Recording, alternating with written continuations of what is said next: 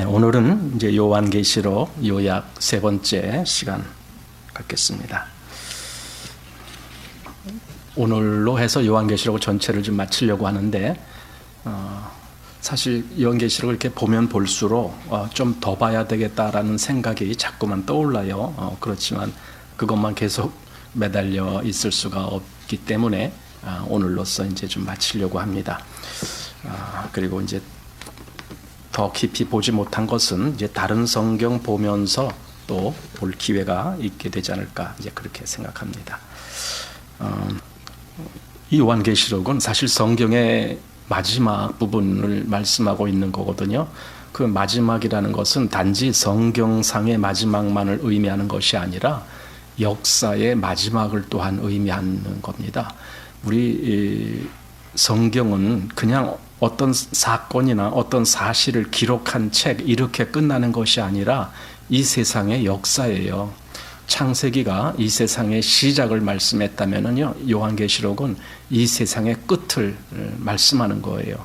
그래서 요한계시록을 보면은 결국 이 세상의 끝이 어떻게 되는구나 이걸 보는 거예요. 이제 성경을 보는데 중요한 것은 성경을 그렇게 본다 할지라도 문제는 우리의 믿음이 거기에 화합지 아니하면은 그냥 보는 건 보는 걸로 끝나요. 그리고 나는 아무런 변화가 없게 돼요. 그러나 이제 우리는 정말 믿음을 추구하는 자들이다라고 우리가 말하잖아요. 그렇다면은 성경에 어떻게 말했는지 그것을 그대로 받아들이는 거예요. 그러니까 한마디로 간단해요. 예를 들어 오늘 아침 내가 일어났는데 일기예보에 오늘 12시쯤에 아주 억센 비바람이 막 쏟아집니다. 이렇게 말을 했다라고 합시다. 보도가 그렇게 나왔으면은 내가 그 시간에 마침 저 밖에서 일을 해야 된다라고 생각하면은요, 나는 그 준비를 하잖아요. 우산도 가져갈 거고 또 신발도 젖어도 되는 신발, 옷도 좀 젖어도 되는 옷 막 이런 걸 입고 그리고 갈 거 아닙니까? 그게 믿는 거거든요. 그게 실제로 받아들이는 거거든요. 그럼 성경이 이렇게 말씀한다, 이렇게 말씀한다. 근데 내가 그걸 실제로 받아들이면은 그 성경 말씀대로 내가 그렇게 받아들이고 가는 거예요. 그게 믿는 거예요. 자, 그래서 오늘 이 성경을 한번 전체라고 해서 내용이 전체를 본다는 것이 아니라 이 시작과 끝을 한번 비교해 가면서 우리가 보려고 합니다. 물론 오늘 제가 보기 원하는 것은 성도의 어떤 위치나 또 성도에게 주어지는 그러한 어떤 약속 이런 것들을 좀 보고자 하는 거예요. 근데 그 전에 먼저 이 성경이 시작과 끝이 어떻게 되느냐 이제 이거를 좀 우리가 한번 봐야 될 것 같아요. 그래서 우리 계시록 21장 5절 말씀을 보면은 보좌에 앉으신 이가 가라사대 보라 내가 만물을 새롭게 하노라 하시고 또 가라사대 이 말은 신실하고 참되니 기록하라 하시고 이렇게 되어 있거든요. 그러니까 내가 만물을 새롭게 하노라 이렇게 하나님이 말씀하시는 거예요. 그리고 21장 그 앞에 이제 1절 말씀을 보면은 또 내가 새 하늘과 새 땅을 보니 처음 하늘과 처음 땅이 없어졌고 바다도 다시 있지 않더라. 새 하늘과 새 땅이라고 하는 말은 뭔가 과거와 다른 어떤 것이 지금 주어진 거죠. 그래서 앞에서 본 5절에 내가 만물을 새롭게 하노라 라고 하신 말씀, 그것처럼 정말 새로운 어떤 변화된 환경이 주어지는 겁니다.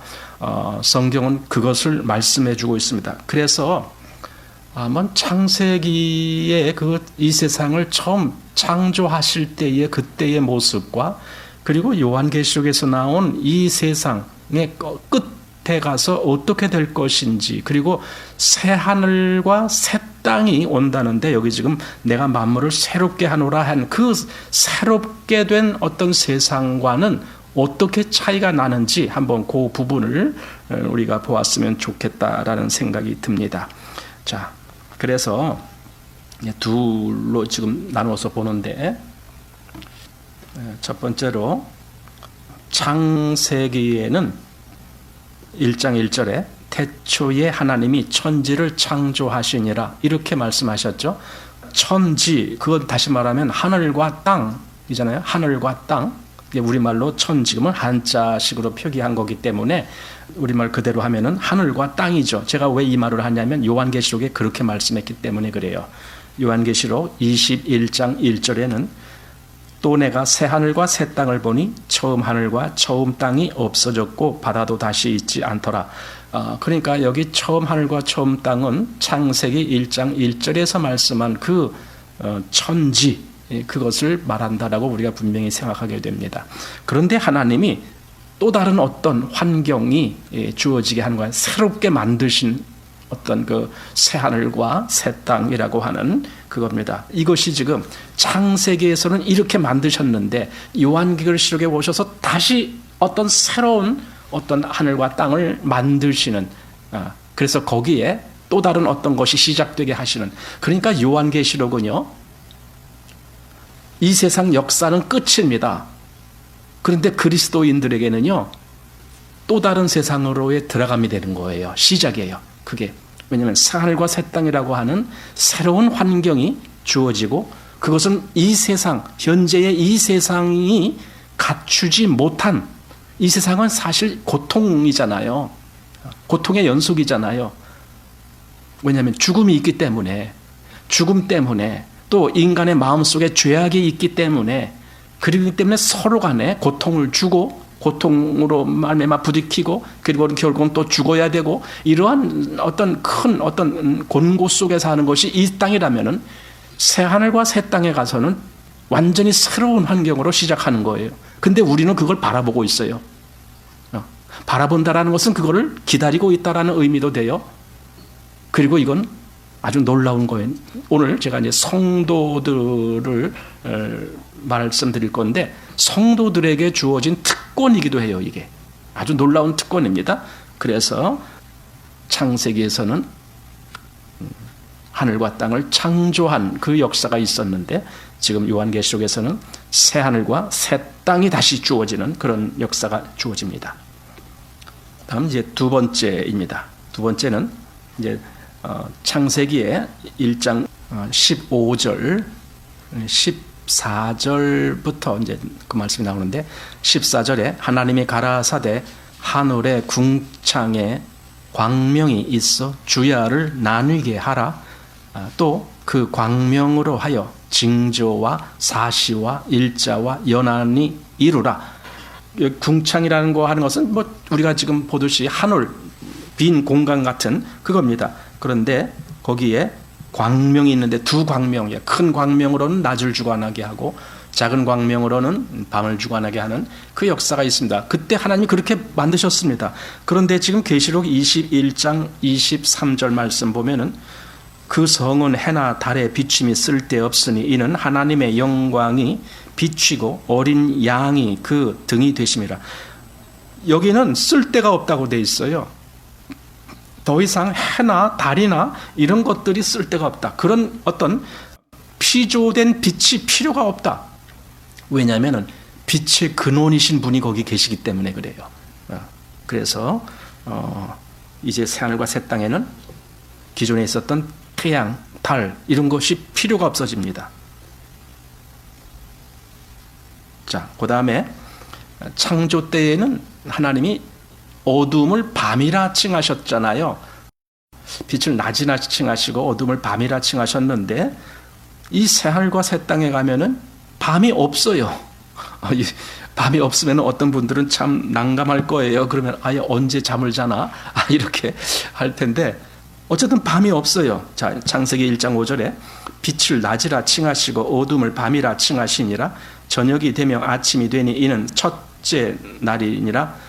이렇게 빛을 창조하시고 그것으로 인해서 낮과 밤이 나뉘게 되는 그런 말씀을 하셨습니다. 그런데 계시록 21장 25절 보면은 성문들은 낮에 도무지 닫지 아니하리니 거기는 밤이 없음이라. 아예 밤이 없어요.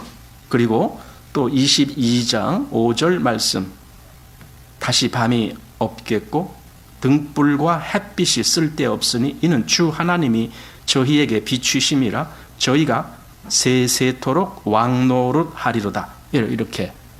그러니까 해달이 필요 없어요. 우리는 자꾸만 빛이라고 말하면은 지금 우리가 이렇게 생각하는 이런 빛, 불빛, 뭐 이런 것을 빛이라고 우리가 그렇게 봅니다. 그리고 우리 눈은 그런 것으로 인해서 감각이 돼갖고 여기가 환하다 뭐 이렇게 보이고 어떤 사물을 분별하게 되고 뭐 이런 빛을 우리가 갖고 있습니다. 그런데 하나님에게는요 이런 빛이 아닐 거라고 난 생각합니다. 그렇지만은 그 어떤 것보다도 모든 것을 다 분명히 볼 수 있는 그런 빛이 있을 거다라고 생각이 됩니다. 그래서 이런 피조된 빛이 없어도 얼마든지 그 모든 것들을 분별해 가면서 볼 수 있는 그러한 환경이 되지 않을까 그런 생각도 합니다. 그래서 그 새하늘과 새 땅에 가면은 아예 밤이라는 게 없다 이겁니다. 왜냐하면 항상 하나님이 계시니까. 항상 하나님이 계시니까. 그 다음에 네 번째로 창세기 1장 10절 말씀 보면은 하나님이 묻을 땅이라 칭하시고 모인 물을 바다라 칭하시니라 하나님이 보시기에 좋았더라 이렇게 바다가 이제 그때 만들어진 것을 봅니다. 그런데 새하늘과 새 땅에 가면은 그 바다도 없어진다고요. 계시록 21장 1절 또 내가 새하늘과 새 땅을 보니 처음 하늘과 처음 땅이 없어졌고 바다도 다시 있지 않더라 이렇게. 그 다음에 창세기 3장에 가보면은 이제 저주가 선포되는 그런 모습이 나오는데 요한계시록에서는 아예 더 이상 저주가 없어요. 여기 비교해 보십시오.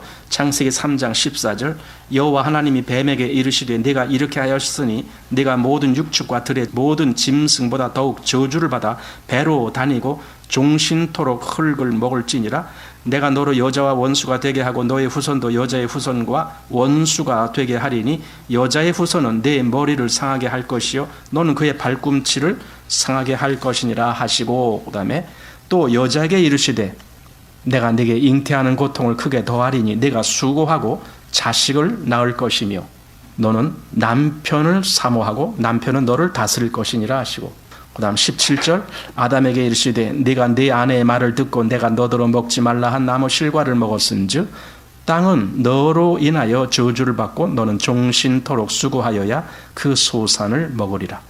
이게 계속 저주의 말씀이었잖아요. 그 죄로 인해서 땅에 선포된 하나님의 저주가 거기 있습니다. 그런데 계시록 22장 3절에는 다시 저주가 없으며 이래요.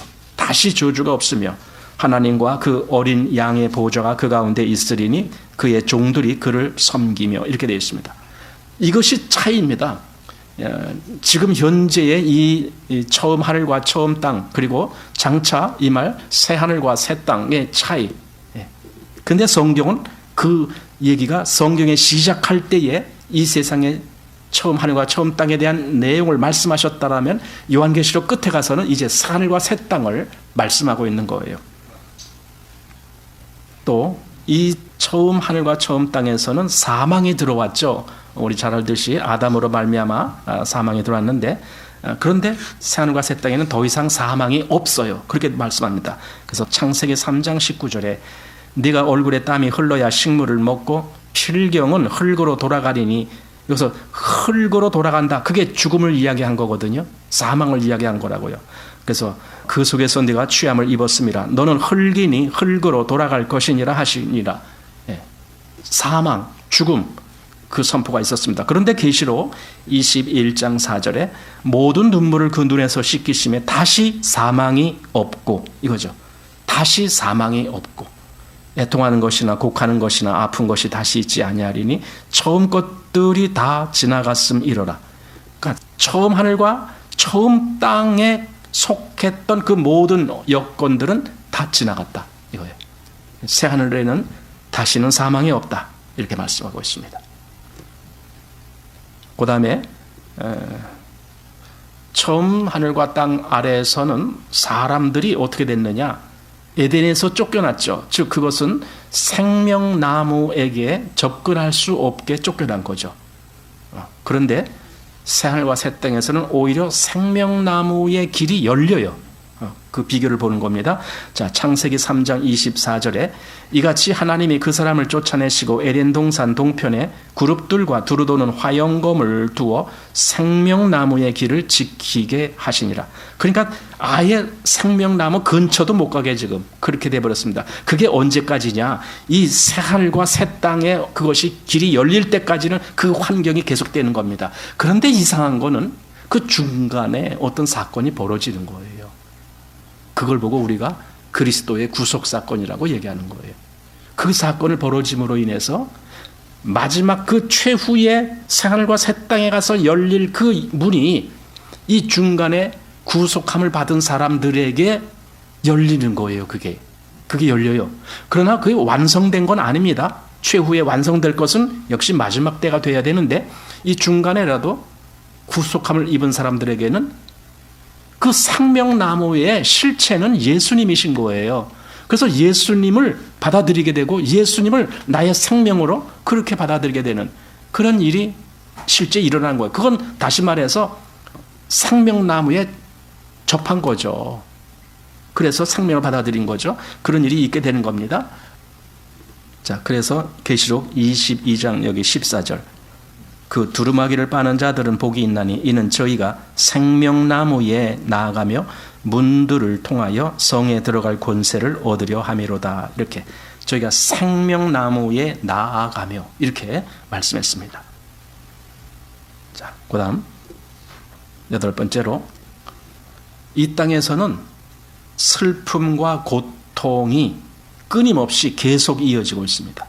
마치 노아 시대 이후에 이 땅에는 모든 계절이 계속 끊임없이 바뀌고 심음과 거둠이 바뀌고 낮과 밤이 바뀌고 더위와 추위가 계속 바뀌고 하면서 계속 그것이 이어온 것처럼 이 땅에는 슬픔과 고통과 사망의 그 모든 것들이 계속 이 땅을 지배합니다. 그런데 새하늘과 새 땅에는 더 이상 그것이 없어요.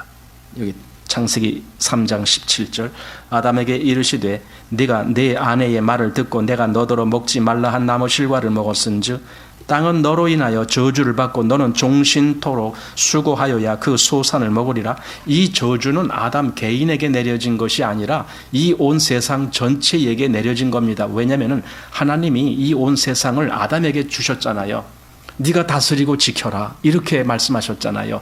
그런데 아담이 그 모든 권세를 가졌는데 그 권세를 빼앗긴 거죠, 사단에게. 그러니까 이 세상을 다스릴 자가 사단한테 넘어간 거예요. 그 권세가.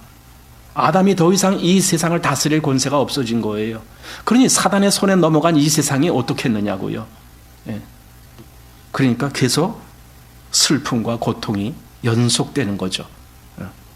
그런데 요한계시록 21장 4절에 모든 눈물을 그 눈에서 씻기심에 다시 사망이 없고 애통하는 것이나 곡하는 것이나 아픈 것이 다시 있지 아니하리니 처음 것들이 다 지나갔음이로라. 이렇게 다시는 눈물이 없어요. 그러니까 눈물이 없다는 말은 아픔이나 슬픔이나 뭐 이런 것이 아예 없다라는 거거든요.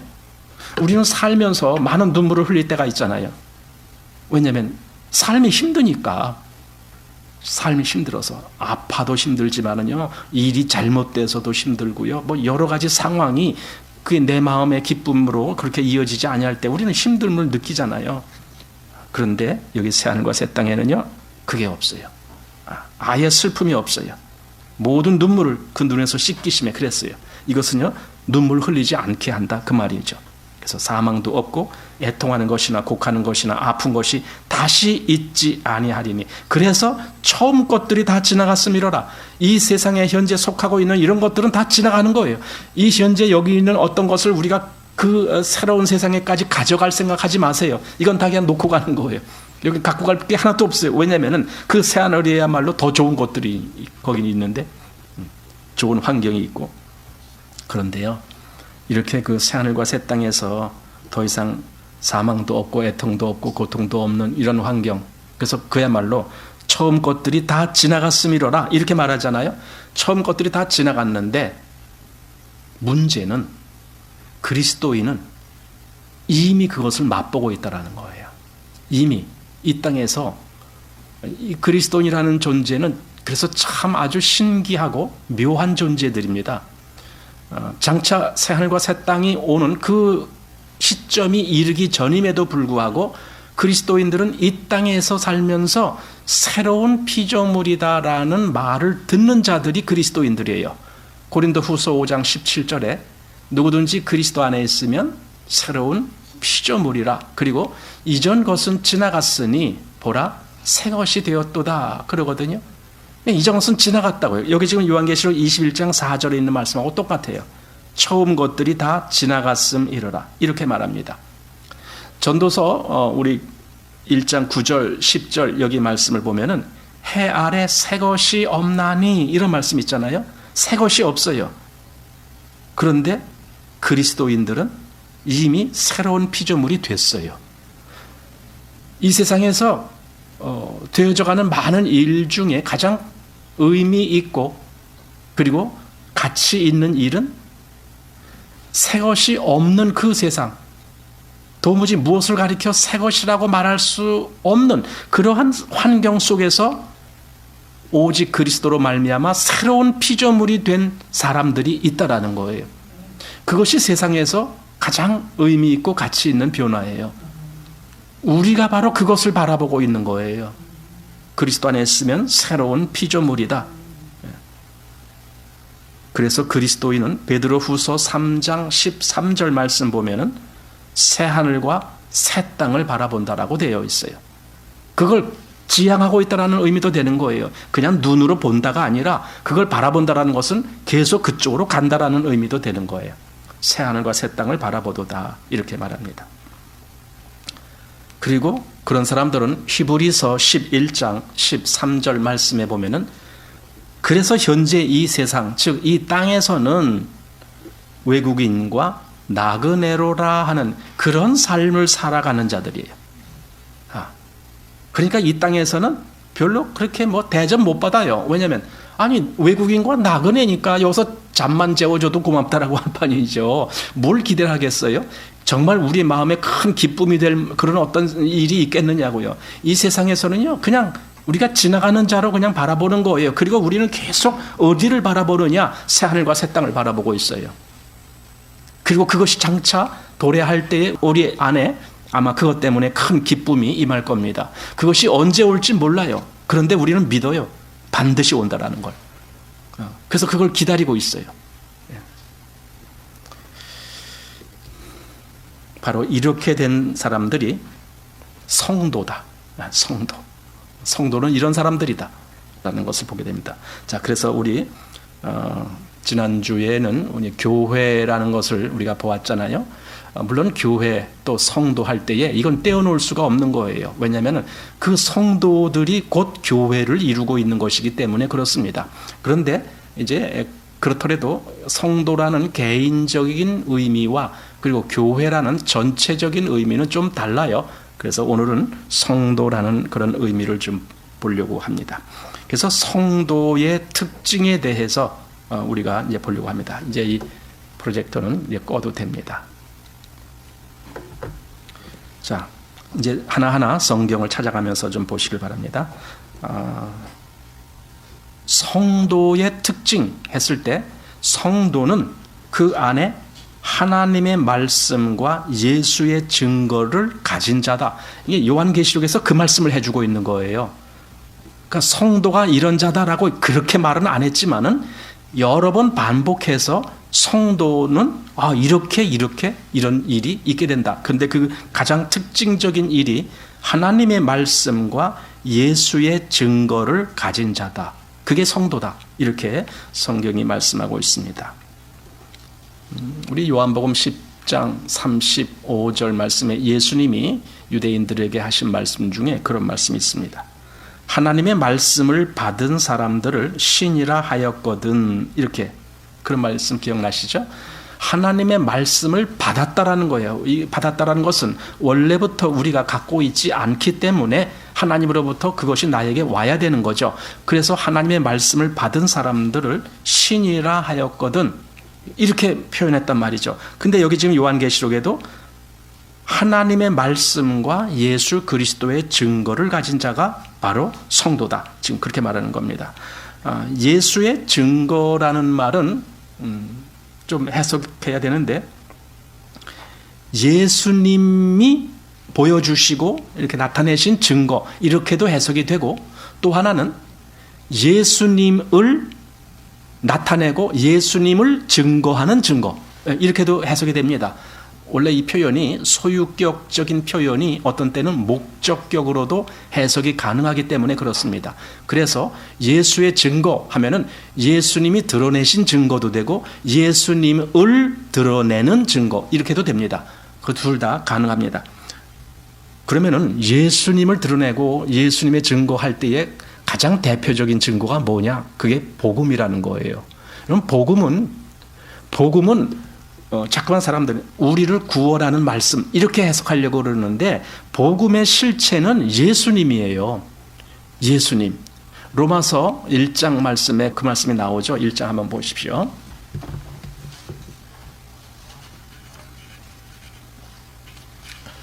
자, 로마서 1장 1절 말씀 보십시오. 제가 좀 읽겠습니다. 1절부터. 예수 그리스도의 종 바울은 사도로 부르심을 받아 하나님의 복음을 위하여 택정함을 입었으니, 이렇게 사도 바울의 부름을 입은 목적은 하나님의 복음이다, 이렇게 말씀하고, 2절에 이 복음은 하나님이 선지자들로 말미암아 그의 아들에 관하여 성경에 미리 약속하신 것이라. 복음이 뭐냐? 성경에 그 하나님의 아들에 관하여 미리 약속한 거, 그게 복음이라는 거예요. 그게 복음. 그냥 복음의 주인공은 예수 그리스도시라는 거죠. 여기 말씀하신 그대로. 그리고 3절, 이 아들로 말하면 육신으로는 다윗의 혈통에서 나셨고 성결의 영으로는 죽은 가운데서 부활하여 능력으로 하나님의 아들로 인정되셨으니 곧 우리 주 예수 그리스도시니라 하면서 결론이 뭐예요? 우리 주 예수 그리스도. 그분이 복음이야. 복음의 핵심이야. 성경에서 그분을 말씀하고 있는 게 그게 복음이야. 이렇게 지금 이야기가 되고 있는 거죠. 그런데 아까 요한계시록에 예수의 증거를 가진 자들, 이런 말씀이 나오거든요. 그 예수의 증거라는 것은 결국은 뭡니까? 그래서 복음이 되는 거예요. 복음을 받은 자들, 이렇게도 되는 겁니다. 예수의 증거를. 자, 그리고 이제 한 절 건너서 6절 말씀 보십시오. 너희도 그들 중에 있어 예수 그리스도의 것으로 부르심을 입은 자니라. 이렇게 예수 그리스도의 것으로 부름을 입었다, 그게 너희다. 이게 바로 성경에서 말하는 성도들을 의미하는 겁니다. 즉 복음으로 말미암아 그리스도 예수의 것이 된 자들, 그들이 성도들이다, 이렇게 말하는 겁니다. 자, 그래서 이제 요한계시록으로 가보십시오. 요한계시록 1장 2절, 사도 요한이 자기 얘기부터 합니다.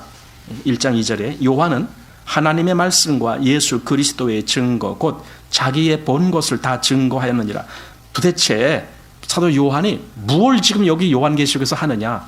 그가 여기 이렇게 말합니다. 하나님의 말씀과 예수 그리스도의 증거, 그걸 증거한다.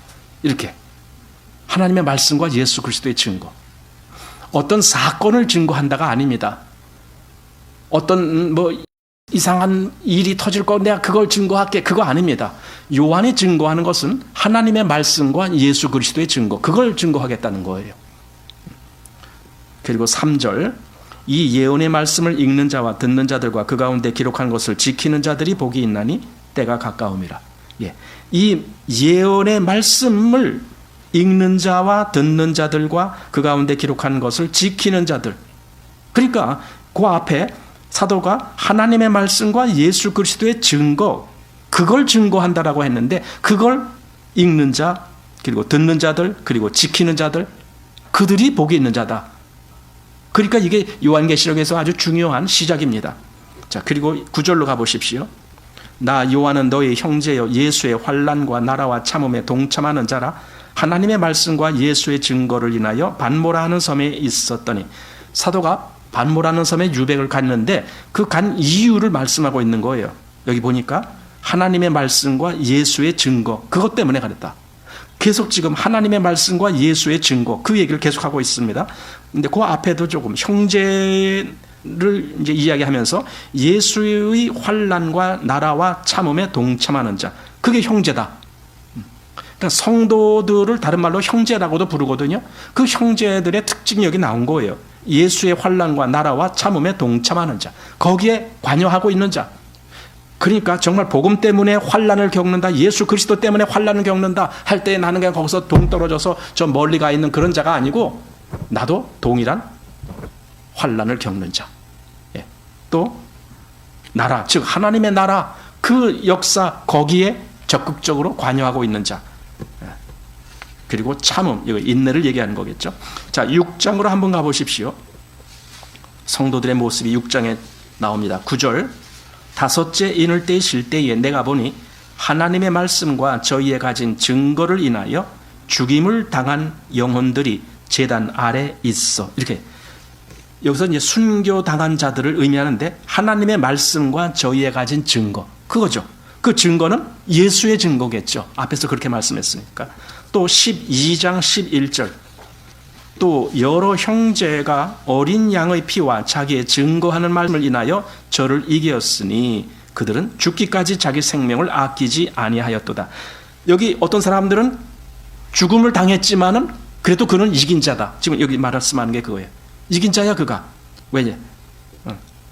여러 형제가 어린 양의 피와 자기 증거하는 말을 인하여 저를 이겼으니 이렇게 말하니까. 그런데 그 다음에 뭐라고요? 자기 생명까지 아끼지 않았다. 그러니까 이 사람들은 순교를 당할 사람일 수도 있다. 또 12장 17절 말씀도 보십시오.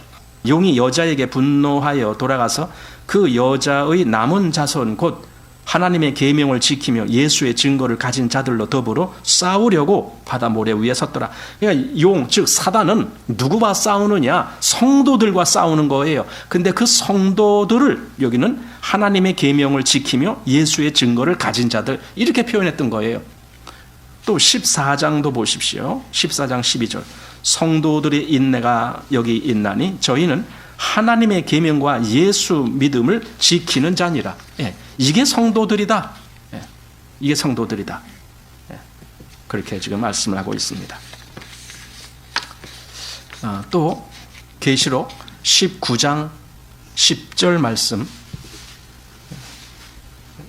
내가 그 발 앞에 엎드려 경배하려 하니 그가 나더러 말하기를 나는 너와 및 예수의 증거를 받은 네 형제들과 같이 된 종이니 삼가 그리하지 말고. 이렇게 여기 그 천사가 지금 사도 요한이 그에게 경배하려고 할 때에 그러지 말아라 하는데 그 말하는 그 내용 속에 그게 나와요. 나는 너와 및 예수의 증거를 받은 네 형제들과 같이. 그러니까 네 형제들, 즉 성도들을 표현한 겁니다. 근데 그들은 예수의 증거를 받은 자들이다라는 걸 여기서 보여주는 겁니다. 또 20장 4절 말씀 봅니다. 또 내가 보좌들을 보니 거기 앉은 자들이 있어 심판하는 권세를 받았더라. 또 내가 보니 예수의 증거와 하나님의 말씀을 인하여 목배임을 받은 자의 영혼들과 이렇게 여기 예수의 증거와 하나님의 말씀을 인하여 목배임을 받은 자의 영혼들, 이들이 순교를 당한 자들 얘기하는데 그들은 무엇 때문에 순교를 당했느냐? 예수의 증거와 하나님의 말씀, 그것 때문에. 그러니까 성도라는 말을 여기서는 전부 다른 말로 표현하는데 그 다른 말 속에 가장 핵심적인 것은 하나님의 말씀과 예수의 증거입니다. 이것을 지금 우리들도 누구라도 이걸 바꿀 수가 없어요. 이게 너무 분명하기 때문에 그래요. 우리가 어떤 사람을 이 사람 이분도 성도입니다. 아니면 우리 스스로가 자기에게 대해서 나는 하나님의 성도입니다. 그렇게 말하려면 이것이 반드시 있어야 돼요. 하나님의 말씀과 예수의 증거, 이것이 있어야 돼요. 나에게. 그래야만이 하나님의 성도다라는 말을 하게 됩니다.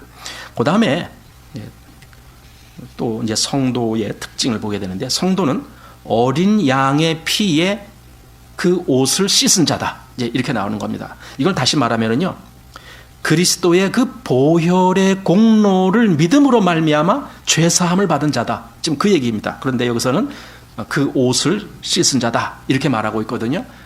계시록 7장 13절 말씀 보십시오. 거기에 어떤 사람들이 나오는데 그들은 흰 옷을 입었습니다. 왜냐하면 옷을 씻었다라는 표현이 흰 옷을 입었다, 이제 그렇게 나오는 겁니다. 계시록 7장 13절. 장로 중에 하나가 응답하여 내게 이르되 이 흰 옷 입은 자들이 누구며 또 어디서 왔느뇨? 내가 가로되 내 주여 당신이 알리이다 하니 그가 나더러 이르되 이는 큰 환난에서 나오는 자들인데 어린 양의 피에 그 옷을 씻어 희게 하였느니라. 이렇게 말합니다. 옷을 씻었다고 하니까 뭐 우리 이렇게 걸치고 있는 이런 옷을 씻었다가 아니라 옷은 우리 겉으로 드러나는, 즉 밖에서 나를 볼 때에 나를 이렇게 표현하는 그 외형이 전부 옷이라고 하는 걸로 표현되는 겁니다. 그래서 옷이 시게 되었다라는 말은 그가 더 이상 죄에 매여 있지 않고 죄의 종이 아니고 죄의 씻음을 받은 자다라는 그런 의미로 이렇게 말합니다. 그 다음에 성도는 또 어떤 특징을 가지고 있느냐? 하나님을 경외하는 자다. 그 내용이 이제 계시록의 19장에서 보게 되는데, 보십시오. 19장 5절 보좌에서 음성이 나서 가로되 하나님의 종들 곧 그를 경외하는 너희들아 물론대소하고 다 우리 하나님께 찬송하라. 예. 하나님의 종들, 누가 하나님의 종들이겠습니까? 성도들이에요. 그런데 그들은 다시 말하면은 하나님을 경외하는 자들이다. 경외라는 말에 참 의미가 큽니다. 경외는 우리말 한자가 참 멋있어요. 공경할 경자, 그렇죠? 공경할 경자. 근데 외자가 아주 좀 특이한데 두려워할 외자 이렇게 되어 있습니다. 공경하면서도 두려워한다. 지금 그 말입니다. 이게 상당히 오늘날 그리스도인들을 의미하는 그런 아주 중요한 잣대가 된다라고 저는 봅니다. 왜냐하면 가끔 사람들이요, 자기가 복음을 알고 복음을 믿었다라고 하는데 하나님을 경외함이 없어요. 하나님을 두려워함이 없어요. 여기서 두려워한다라는 것은 무서워한다는 말이 아닙니다. 하나님의 그 모든 것이 너무 중요하다라는 그 중요성을 알기 때문에 두려워한다라는 말입니다. 그러니까 그런 경외함이 없는 구원은 구원이 아니에요. 구원의 교리를 아무리 잘 알고 있다 할지라도 마음에서 하나님을 경외함이 없다라면 그건 하나님 백성이 아니에요. 지금 여기 성도들의 특징 중에 바로 하나님을 경외하는 모습이 나오는 겁니다. 자, 또 20장 6절 말씀. 이 첫째 부활에 참여하는 자들은 복이 있고 거룩하도다. 둘째 사망이 그들을 다스릴 권세가 없고 도리어 그들이 하나님과 그리스도의 제사장이 되어 1000년 동안 그리스도로 더불어 왕노릇하리로다. 이렇게 그리스도로 더불어 왕노릇한다. 왕노릇한다라는 것은요, 어디 누구에게도 굴복되지 아니한다라는 의미가 있어요. 그게 왕이에요. 근데 그리스도로 더불어 왕노릇한다라는 거예요. 그리스도와 함께, 더불어란 말이 함께, 즉 그리스도와 함께 늘 어떤 다른 곳에도 굴복되어지지 아니하는. 그럼 그 어떤 다른 곳은 뭐겠습니까? 첫째로 예를 들어 죄. 내가 죄에게 지는 자가 아니고 죄를 이기는 자가 되는 거예요. 죄에 굴복되지 아니하는 자가. 이게 왕노릇입니다. 또 하나는 사단의 모든 요구. 사단은 그런 걸 요구하잖아요. 뭐 세상을 따라가라고, 세상의 향락을 추구하라고, 세상이 주는 그 달콤한 것을 그걸 받으라고. 근데 나는 그것이 아니라는 걸 알아요. 그래서 그걸 따라가질 않아요. 거부하는 거예요. 그냥 그리스도로 더불어 왕노릇하는 거예요. 이게 거기에 지질 않고. 그래서 성도들의 삶의 목적이 분명해지는데, 그리스도를 믿는 그 시점을 분기점으로 해서 성도들의 삶의 목적은 바뀌어지는 거죠. 그 이전에는 다 자기가 중심이고 자기를 위한 삶을 사는 거예요. 나 잘 되자고, 나 편하자고, 나 좀 영화롭고, 나 뭐 어떻게 돼, 전부 자기입니다. 그런데 그리스도를 통하여 내가 그리스도의 그 생명 안에 들어간 자가 되었다라면 이제부터는 내 목적은 바뀌어져요. 뭘로 바뀌어졌을까요? 하나님의 영광 또는 하나님의 나라. 너희는 먼저 그의 나라와 그의 의를 구하라. 그걸 구한다라는 말은 그걸 추구한다. 그걸 향해서 나아간다. 그렇게 바뀌어지는 거예요. 그래서 너희는 먹든지 마시든지 다 하나님의 영광을 위하여 하라. 이렇게 바뀌어지는 겁니다. 그리스도를 믿고 바뀌어지는 그 일이 있는 자, 그것이 성도다.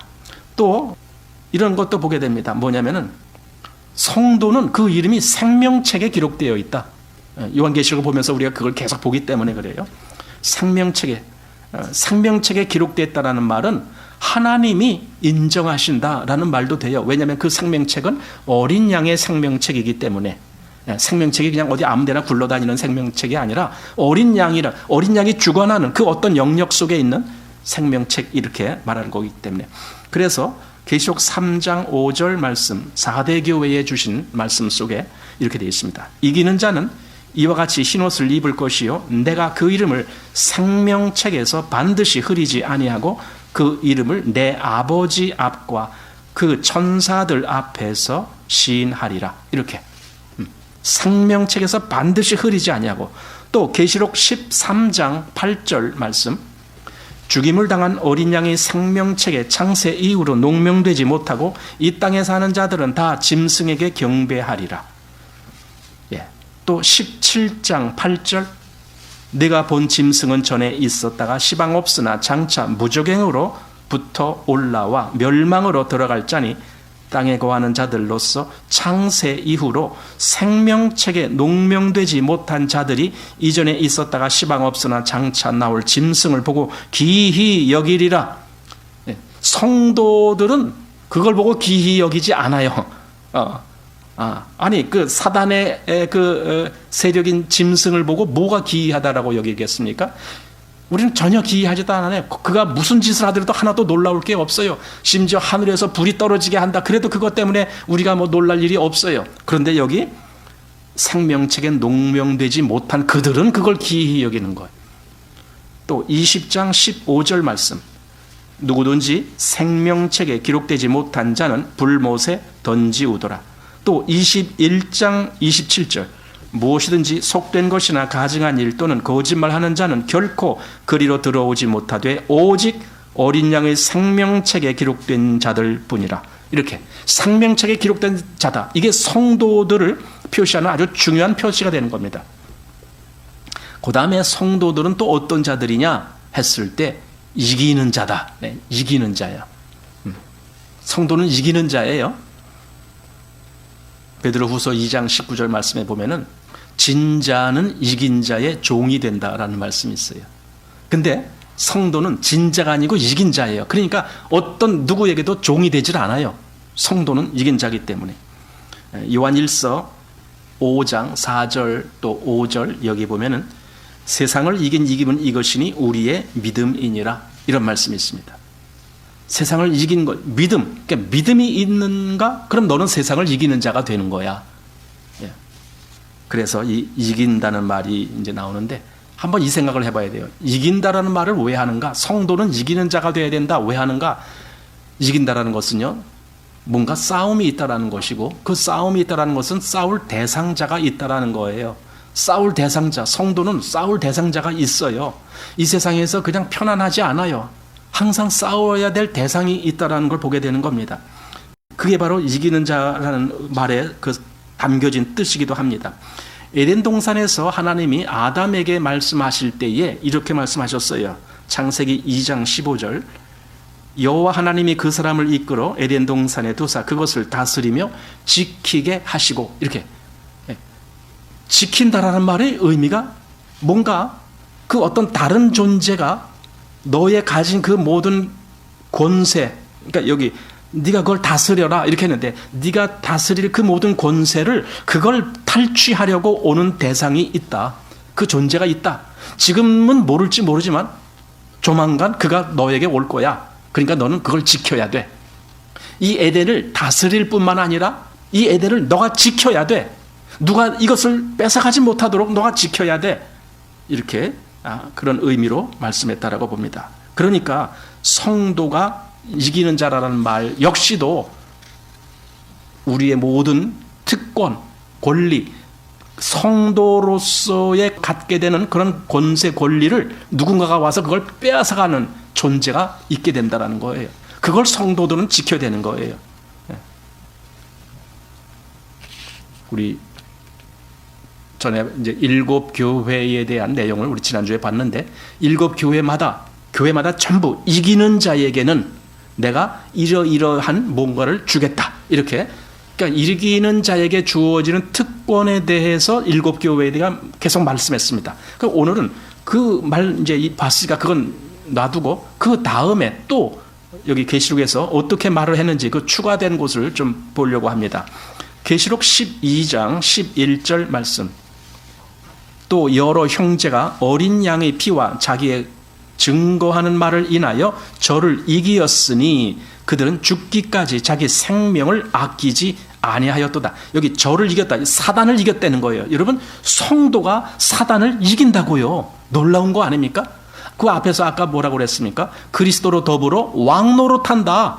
왕노릇하는 것이 당연히 이겨야 왕노릇하는 것이지, 지면은 무슨 왕노릇이 돼요? 지면은 포로가 되는 거죠.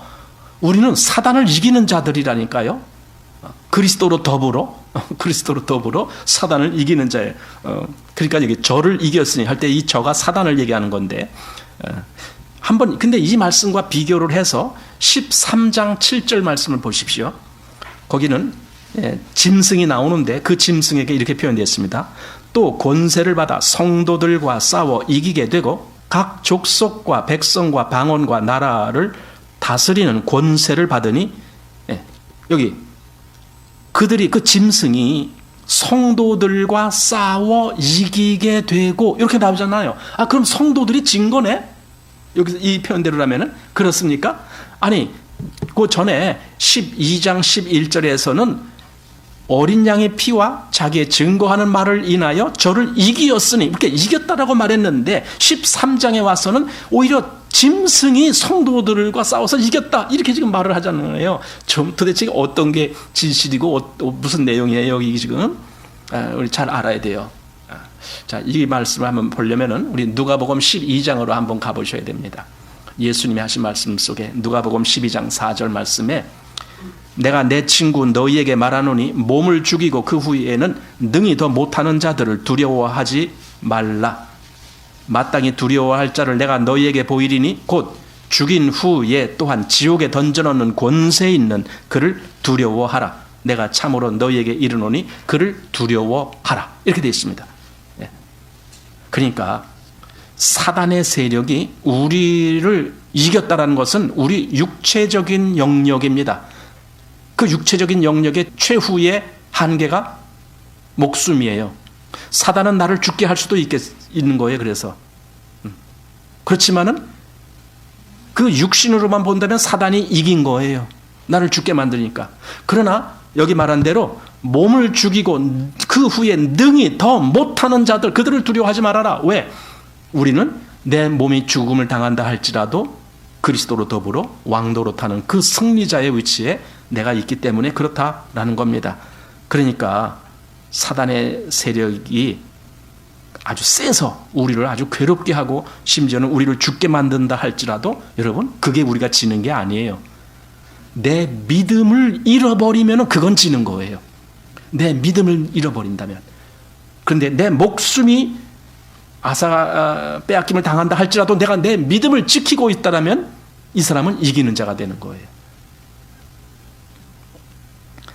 또 계시록 15장 2절 또 내가 보니 불이 섞인 유리바다 같은 것이 있고 짐승과 그의 우상과 그의 이름의 수를 이기고 벗어난 자들이 유리바닷가에 서서 하나님의 검은 고를 가지고 이렇게 됐습니다. 거기 짐승과 그의 우상과 그의 이름의 수를 이기고 그러니까 거기에 빠져들지 않고 짐승의 이름의 수가 666이거든요. 그리고 그 666이라는 것은 이 세상에서 살아가기에 아주 중요한 어떤 그 도구가 되는 그런 거잖아요. 그것이 없으면 매매도 못하게 한다 그러니까 모든 경제 활동을 장악하고 있는 것이 666이라는 체계란 말이에요. 근데 어느 날 성도들은 그걸 이기는 거예요. 거기에 빠져들지 않는 거예요.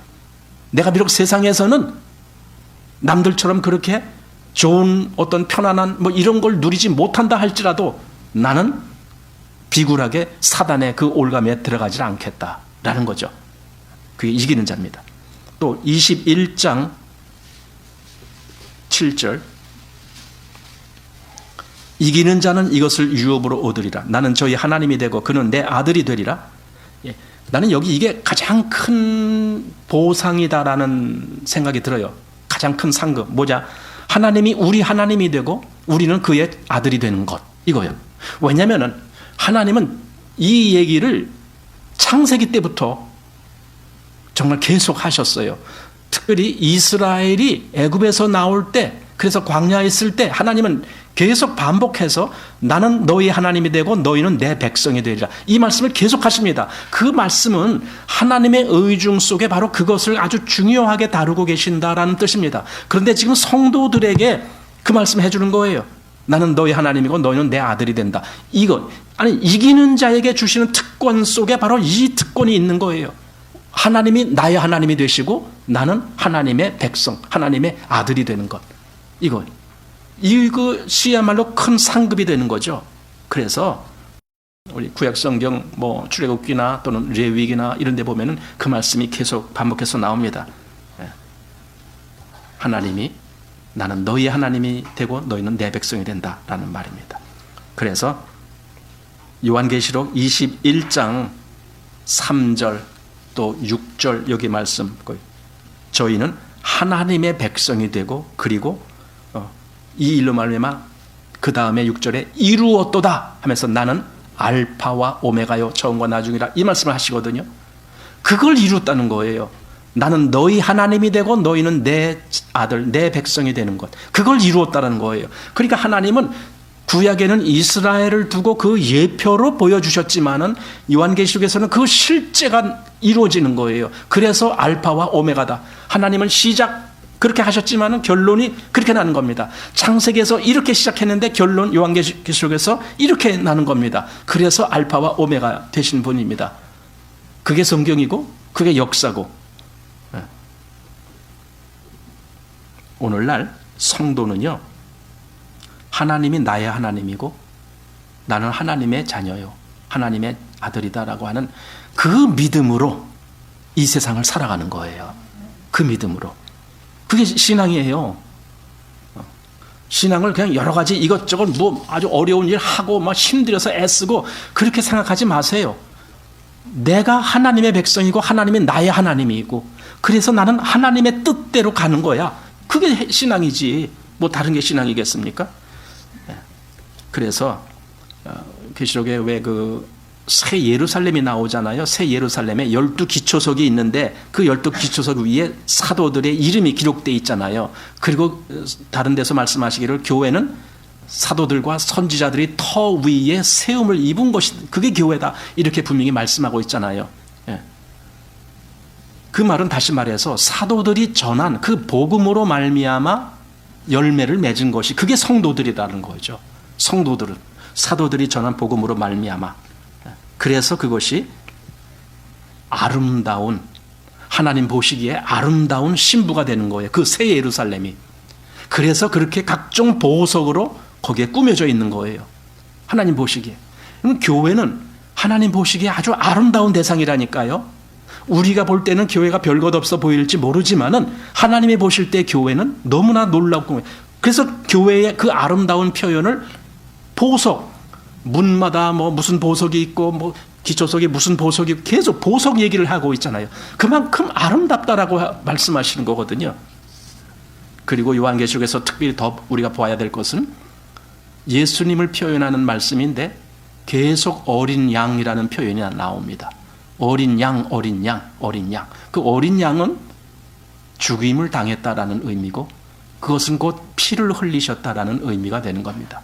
우리의 구원주이신 예수님은 죽임을 당하시고 피를 흘리신 분이시다. 그것 때문에 우리가 이렇게 하나님의 특권을 누리고 그리고 어린 양의 신부가 되는 이 권세를 얻은 그런 것이다. 그러니까 성도는요, 요한계시록을 읽으면서 계속 그 기억을 해야 되는 거예요. 아, 어린 양의 그 피로 말미암아 내가 이렇게 하나님의 자녀가 되는 권세도 얻고 내 이름이 생명책에도 기록이 되고 내가 또한 그리스도의 그 신부가 되는 그 새 예루살렘에 속한 자가 되는 이러한 특권을 누리고 있구나. 그걸 계속 어린 양의 피로 말미암아 그렇게 됐구나. 그래서 영광을 누구께 돌리는 거예요?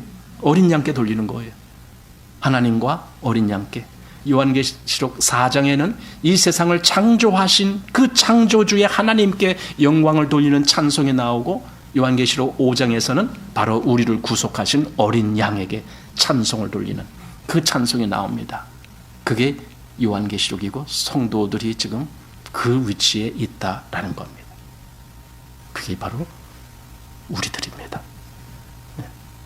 여기 보면은 우리들이 뭐 다 그렇고 그래요. 생긴 것도 그렇고 뭐 능력도 그렇고 뭐 특별히 뭐 잘난 사람이 없어요. 그런데 하나님은 우리를 표현할 때 보석같이 표현하시는 거예요. 뭐 무슨 여기 보석의 이름을 제가 다 몰라요. 하여튼 그런 보석 무슨 보석 그렇게 표현하는 것. 그렇게 하나님이 우리를 놀랍도록 귀하게 보아주신다라는 겁니다. 그래서 우리가 하나님을 믿고 그 길로 가는 겁니다. 자, 이렇게 해서 요한계시록 마치겠습니다.